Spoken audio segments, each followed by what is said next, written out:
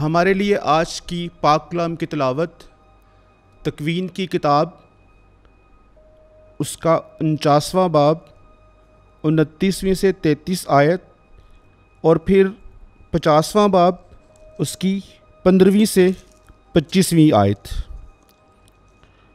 تب یعقوب نے انہیں تاکید سے کہا کہ جب میں اپنے لوگوں میں شامل ہوں گا تو مجھے اپنے باپ دادا کے پاس اس مغارے میں جو عفرون حتہ کے کھیت میں ہے دفن کرنا، یعنی وہ مغارہ جو مکفیلہ کے کھیت میں ممرے کے مقابل کنعان کی سرزمین میں ہے، جو ابراہیم نے کھیت سمیت عفرون حتہ سے خریدا تاکہ اس کی ملکیت کا قبرستان ہو۔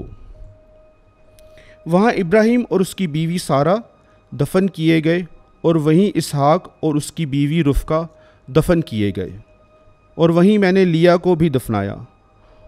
اس کھیت اور اس مغارے میں جو بنی حد سے خریدا گیا، جب یعقوب اپنے بیٹوں کو وصیت کر چکا تو اس نے اپنے پاؤں بچھونے پر سمیٹے اور جان دے دی اور اپنے لوگوں میں جا ملا۔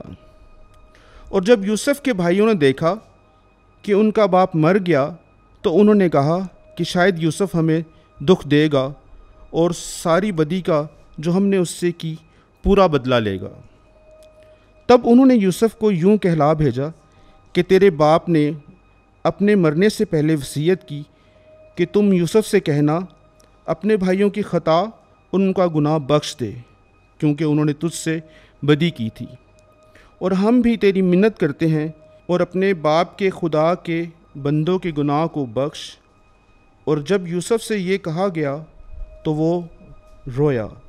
اس کے بھائی بھی آئے اور اس کے سامنے گر پڑے، اور انہوں نے کہا دیکھ ہم تیرے غلام ہیں۔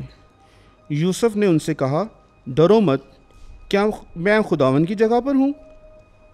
تم نے مجھ سے بدی کرنے کا ارادہ کیا، لیکن خدا نے اس سے نیکی کا قصد کیا تاکہ جو تم آج کے دن دیکھتے ہو وہ کرے، اور بہت سے لوگوں کی جانیں بچ جائیں۔ اور اب تم نہ ڈرو، میں تمہاری اور تمہارے لڑکوں کی پرورش کروں گا۔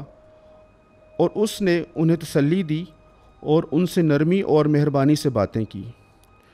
اور یوسف اور اس کے باپ کی اولاد نے مصر میں سکونت کی، اور یوسف 110 برس زندہ رہا۔ اور یوسف نے بنی افرائیم کی تیسری پشت دیکھی، اور منسے کے بیٹے ماکیر کے بیٹے بھی یوسف کی گود میں رکھے گئے۔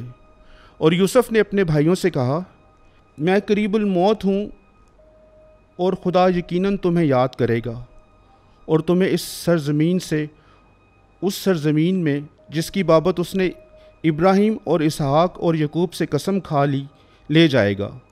اور یوسف نے بنی اسرائیل سے قسم لے کر کہا یقیناً تمہیں یاد کرے گا اور تم میری ہڈیوں کو یہاں سے لے جانا۔ خداوند کے پاک کلام کے پڑھے اور سنے جانے پر خداوند کی برکت ہو۔